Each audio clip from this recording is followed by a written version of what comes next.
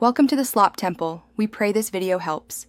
You start by grabbing the exact numeric wallpaper ID from the Roblox library. This is the core resource you will paste into Bloxburg. Once found, copy only the digits, not the URL, because Bloxburg requires the ID itself. Make sure you have the proper build permissions and enough in-game funds, then immediately enter build mode and open the paint or wallpaper panel so you're ready to apply the code without interrupting the workflow.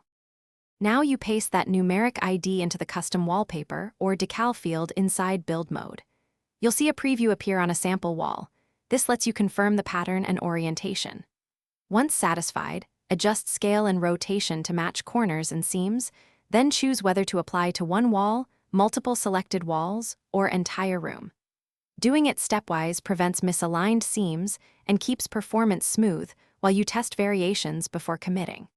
Finish by saving your build, exiting build mode, and checking the wallpaper in live mode so lighting and scale appear correct.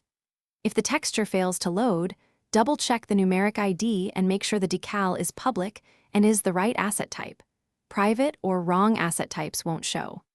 If issues persist, clear Roblox cache or rejoin the server, and have a backup ID ready to test whether the problem is asset-specific or a client/server glitch.